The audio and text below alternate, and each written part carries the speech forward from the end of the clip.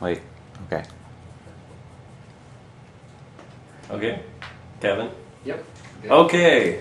Hello, I'm Steve Barman, here with John Sinclair of John Sinclair, and John Sinclair and Pinkeye Orchestra as well. They have an album coming out in the future, which is important because that's where we'll all be spending a lot of time. John is, poet, activist, DJ at RadioFreeAmsterdam.com. And your podcast is almost at the 300th episode. Yeah, 285. 285 right now. Do you have anything planned? Anything big planned for the 300th episode? No? Just another milestone. I don't have anything planned for it. I mean, I just do whatever I want. Cool. And if they don't like it, they can get their money back. I was listening to the podcast today. Oh, great. Your last episode, you played Pussy Stink, Andre Williams. Jeff Howlett from Pinkeye and Duende chose the music for that program. Excellent He was choice. my guest. You, Andre produced your My John blues Sinclair, record. your Blues Scholars Yeah. record, right? Yeah, How was it working with Andre? fantastic. Really? Yeah, he's a beautiful man. You spent a lot of time between Detroit and Amsterdam. I was Yeah. wondering if you could tell us a few things you like about Detroit that Amsterdam doesn't have, and a couple things Amsterdam that you like more. Well, okay, can I take it in reverse order? Sure. Amsterdam, 1, nobody's armed.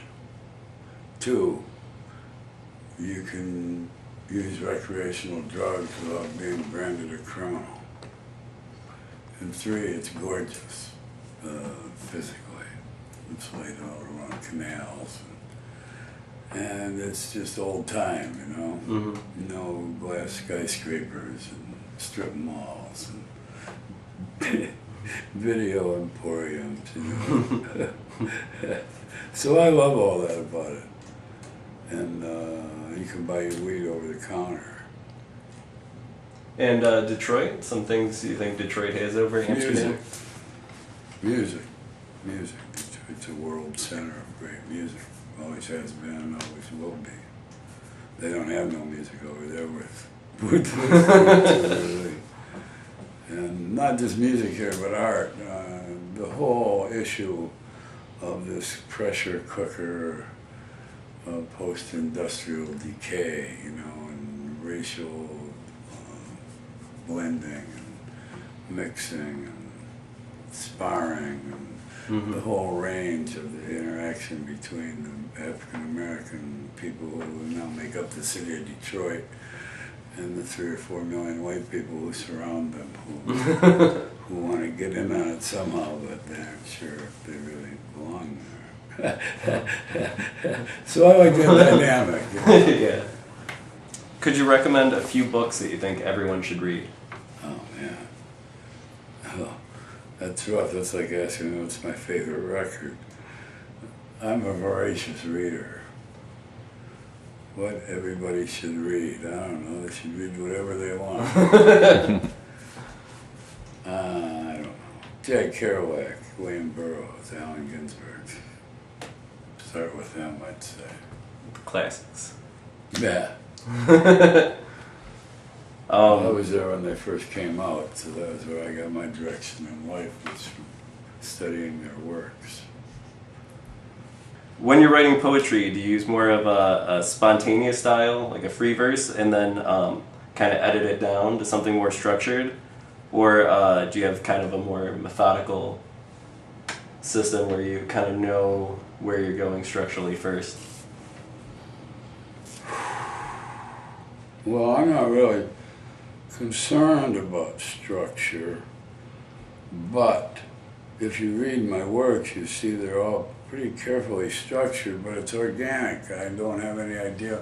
Once in a while, I have an idea, like in kind of the way of a pun, like, I don't know, I wrote one for a friend of mine who was 70 years old. When he died, I wrote an elegy for him, and I thought I'd like to use 70 lines in stanzas of 7. Sometimes I just play around with the numbers like that, but no, when I start, It's like Charles Olson, my mentor, said. You wave the first word and the whole thing follows. And you get that first word and the first line and the first few lines. And for some reason, and I don't have any idea why, I write in stanzas, regular stanzas, of 3, 4, 5, or 6 lines. But when I start writing when it gets going, I see, is this going to be 3, 4, but I don't know why. I mean, it doesn't have any meaning, really, but it just makes me feel good, I guess.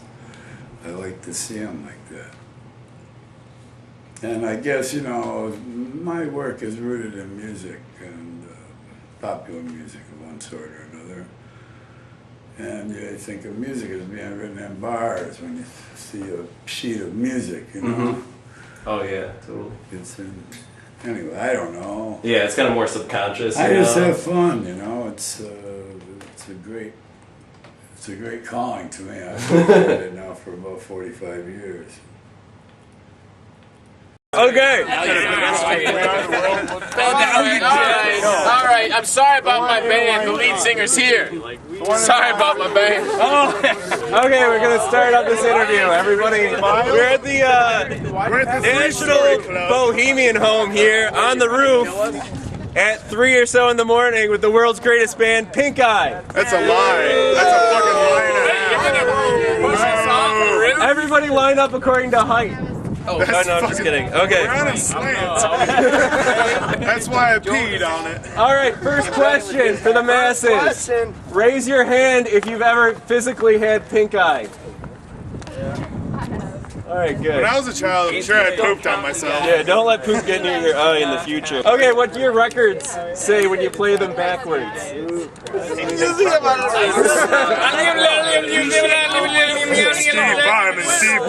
Steve Bauman. So would you rather, we need a consensus from everybody. That's not gonna happen. Would you rather be eaten by a giant spider stuck in his web, or get eaten by a school of piranhas? All right, huddle on this. Huddle. Huddle. Come here, huddle. I think I'm not getting my.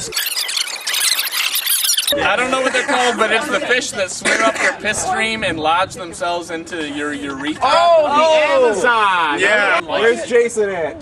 Where's he hiding? He's the only one that can answer this. Warden. Jason. He's the first one that jumped off. All right. Come on, Moses. You've now been on the show 3 times. I just want to let you know if you get 2 more, you got a bingo. Whoa! Congratulations.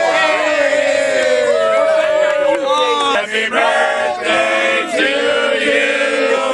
Happy birthday. How much is too much? Always. Too much is never enough. Baby guys are crazy enough. I was referring to band members. Sugar. They're never enough.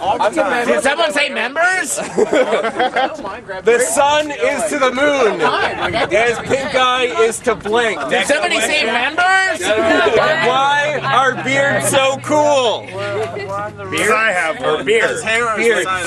Get the interviewer a beer. Drink a beer. All right. Oh no, nobody Zoom could ever in on tell that I this. drink. I'm getting a little flaccid here. Do you have any of that powder that gives you an erection for 24 hours? You mean my hand? Ray's had it. Give you an erection for 24 hours. Whoa! I was gonna say Ray had it in his mouth. If you listen to the entire Pink album all the way through twice, you will have an erection for 24 hours. Oh, Yeah. that's not Minimum. good. That's unhealthy. Animal? No, it's not. It will hurt. I think I'm on my second day of med, so I think I should be not contagious anymore. Hey, Ray. What's the cost of membership into the Pinkeye fan club? No, wait, pass Blowjobs somebody for say everyone. members? Dignity. Dignity is the correct answer. Come on. What could you all do without? Pinkeye. I think unicorns are pretty sweet. Yeah. Me too. Is there anything wrong with that? Oh, Yes. No. Dead or live? Who would eat a unicorn here? Mike. I would totally eat a unicorn. It seems like if you pulled the head bone out, it would be like an ice I would cream. eat the horn for sure. There might be ice cream in their skulls. You pull it out and their brain's just ice cream and it's attached to the bone. Totally suck the horn. Man, what did John Sinclair wish for when he blew out his birthday candle? I wish Pinkeye wasn't here.